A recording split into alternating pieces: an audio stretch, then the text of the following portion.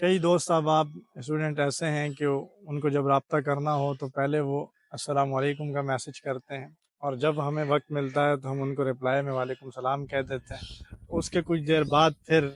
Message آتا ہے کیا حال ہیں،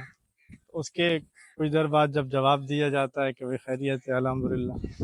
اس کے کچھ دیر بعد پھر پوچھا جاتا ہے کہ اصل بات یہ تھی اور اس لیے رابطہ کیا تھا۔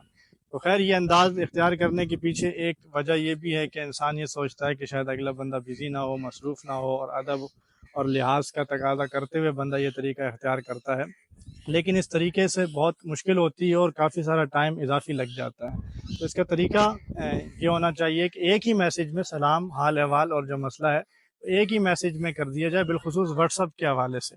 کیونکہ جب بھی اگلا بندہ فری ہوگا، جب اس کو موقع ملے گا تو آپ کے سلام کا جہاں وہ جواب دے گا، اپنی خیریت بتائے گا، وہیں جس مسئلے کے حوالے سے آپ نے میسج کیا وہ بھی آپ کو بتائے گا۔ اور کچھ لوگ شاید یہ بھی سوچتے ہیں کہ ہم ڈائریکٹ اپنا مسئلہ بتائیں تو اگلا بندہ شاید یہ سوچے کہ اس کو کام پڑا ہے تو اس لیے اس نے رابطہ کیا ہے، میرا حال احوال یہ نہیں پوچھنا چاہ رہا۔ حالانکہ یہ ضروری نہیں ہے، انسان رابطہ تبھی کرتا ہے جب کسی سے کوئی کام پڑتا ہے، اس میں انسان کو شرمانے کی، پریشان ہونے کی ضرورت نہیں ہے۔ تو اب آئندہ جب بھی آپ میسج کریں تو پہلے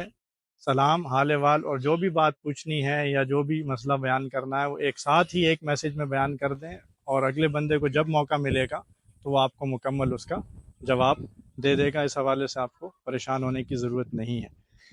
اور اس حوالے سے آپ اپنی رائے کا بھی ضرور اظہار کیجیے گا، کیا یہ طریقہ درست ہے یا اس کے علاوہ کوئی اور طریقہ آپ کے ذہن میں ہے کہ اس کو اختیار کیا جائے۔